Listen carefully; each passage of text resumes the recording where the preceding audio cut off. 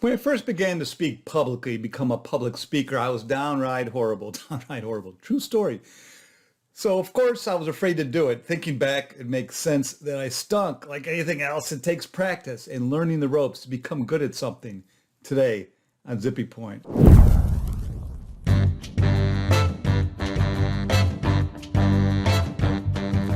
I'm Brock Romanek and I'm a big fan of yous. I'm a trained hypnotist, and that's true too.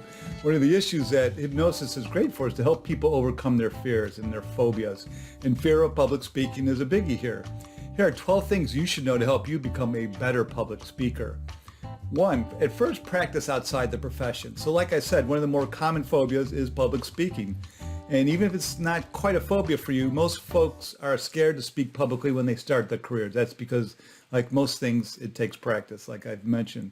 And to practice properly, meaning you get up that learning curve faster, it's good to learn a little bit about what makes a good speaker, right? You need to get educated. So when I set out to improve my speaking early in my career, I put some effort into it. I had a few private lessons, and I went to Toastmasters, which is a huge international nonprofit that's devoted to teaching people how to speak. And there's meetings throughout the world. You can go online and look for one that's near you. So I found it useful to practice outside my professional setting so that I could round out my rough edges without embarrassing myself in front of our clients. I was at a law firm at the time.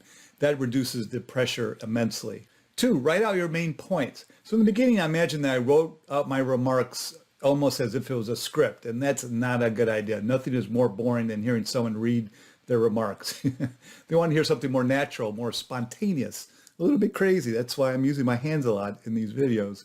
And that doesn't mean you shouldn't be organized. You definitely need to be. So I typically write out an outline of what I want to get across, and my outlines have gotten shorter and shorter over time since I'm now more experienced. So that makes sense.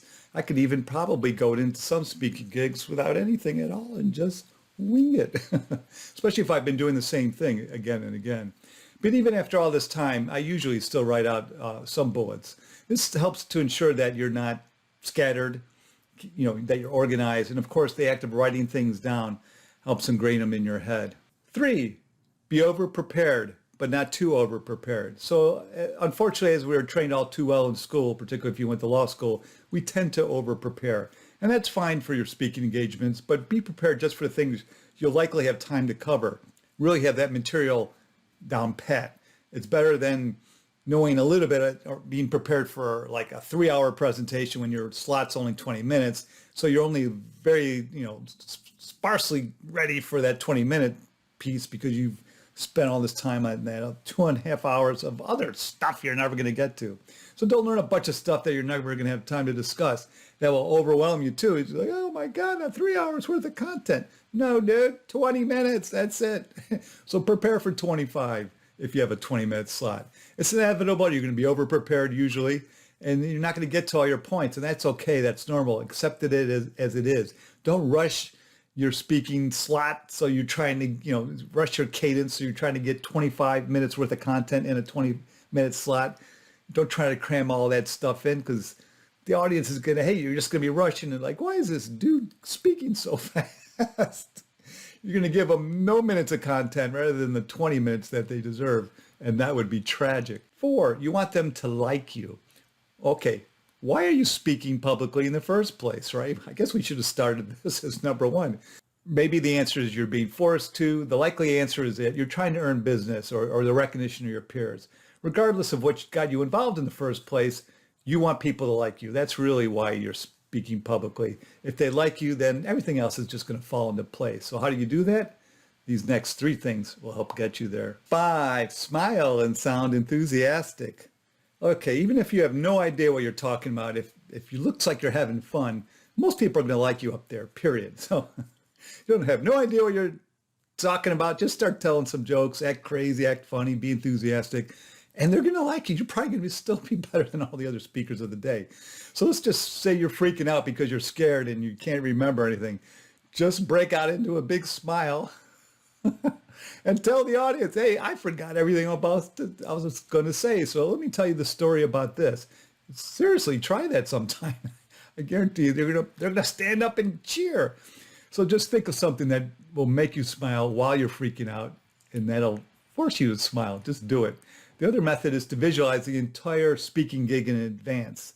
By visualize, you imagine yourself up there smiling, looking and sounding enthusiastic, being confident. By telling yourself it can happen, it will happen. It's the power of the mind, man. You've already done the speaking gig in advance in your mind. So by the time you're up there doing it, you have already been up there and practiced once. So now you're just like, it's old hat. Let me give you an example of what I'm talking about. I was supposed to fly to Taiwan to visit my son when he had a semester and he was living over in Taipei. And I got, for some reason, a little claustrophobic about the idea of a 19-hour flight. I'd never flown to Asia before. I'd never done a 19-hour flight. And after a couple of weeks of being pretty freaked out about it, I decided that I would make the flight there the best part of the vacation. I was literally on the plane, sitting there saying to myself, this is great. I just love this flight. This is the best part of the vacation. Look how well I'm doing. I literally did that on the flight out there. And so by the time I flew back, it was no big deal. And in a way, the flight out there was the best part of the vacation because I had overcome this great fear that I'd had. So that's all it took. Our brains are so powerful that we can change our attitude by just deciding it is so. It's that simple. I know it sounds crazy, but try it. Imagine yourself accomplishing this task of speaking publicly. Then you imagine yourself 6 months down the road, and now for the last 6 months, you've been speaking publicly just great and having successfully accomplished that task all this time.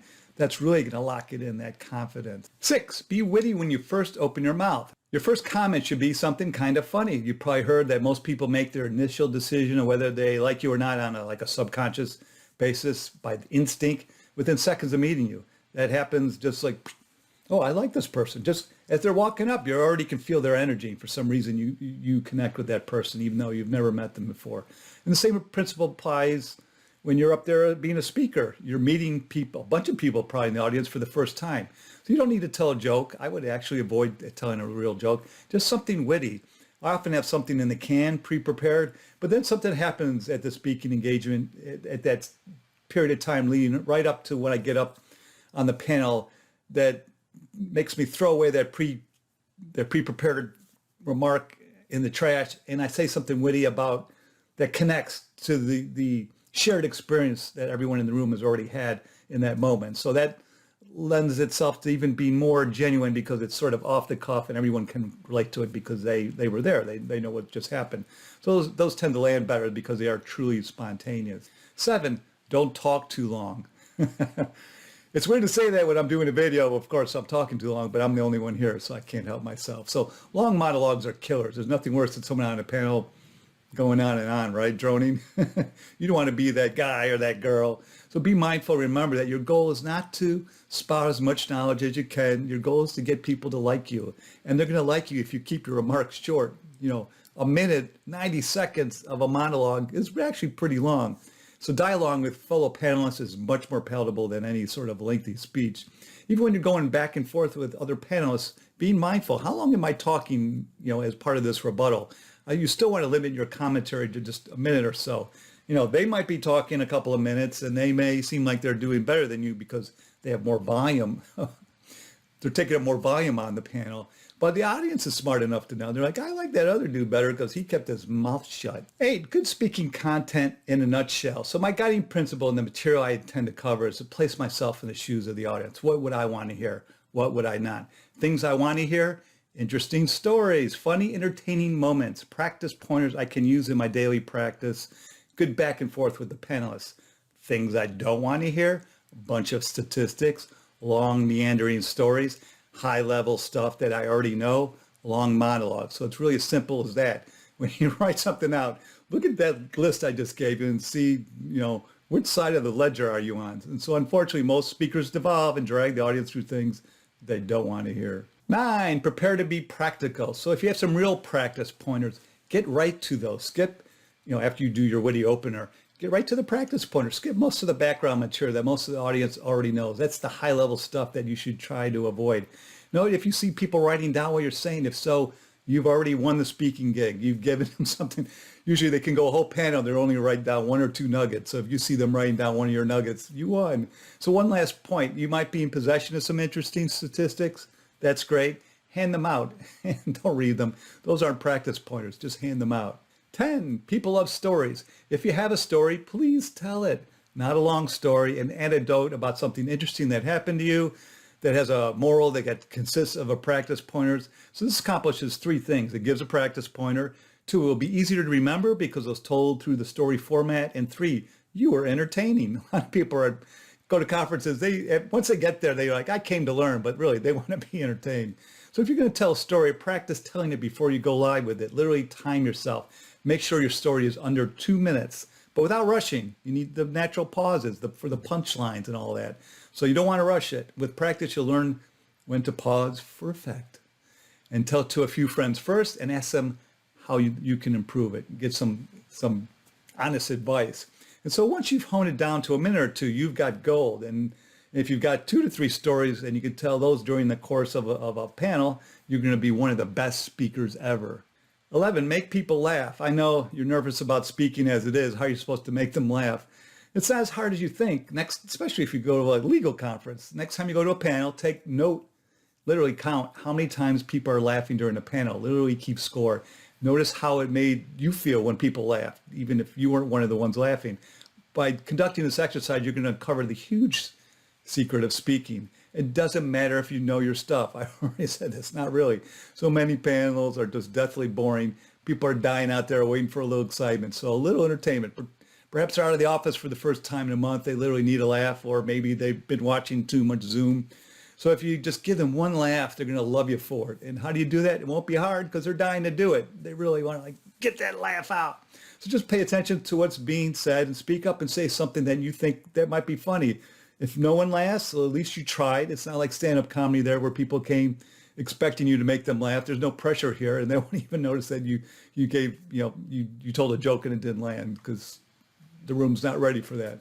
So don't be intimidated by wondering if the other panelists will mind if you've told a funny. They're not going to care. If they hear laughter from the crowd, they're going to know that the entire panel is being lifted up with such an endeavor. It might well be contagious, and they suddenly get emboldened to be funnier too. And then if the whole panel's funny, that's clearly going to be the best panel of the day. 12, for the truly brave, try theatrics. So I know this might be a stretch because I've seen so few people do it besides myself. But I learned long ago that being funny on occasion requires a little physical humor. That's perhaps the part of me that wishes I went to drama school, that I became a dancer. So over the years, I've done a number of things to make the audience laugh. They might sound a little wild on paper, but trust me, they were well received. That included having the audience participate in chanting something appropriate for the occasion while I filmed them.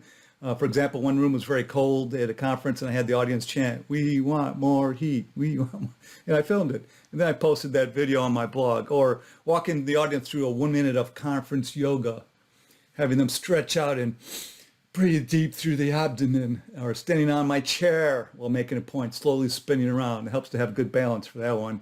If you're at a conference that has an exhibit hall, grab a couple of items to throw out to the audience. I always tell the service provider that I'm going to mention their name, which I do when I throw those things out, and they often come to see it happen. So this worked particularly well when one provider had giveaway of Nerf footballs. I got one for each of the panelists, and midway through the panels in the middle of the afternoon. So this panel needed to wake the audience up. I had the audience stand up, then I had the panelists stand up, and we all threw out a football. And my fellow panelists love it, the audience loved it, and they're probably clutching those Nerf footballs in their sleep.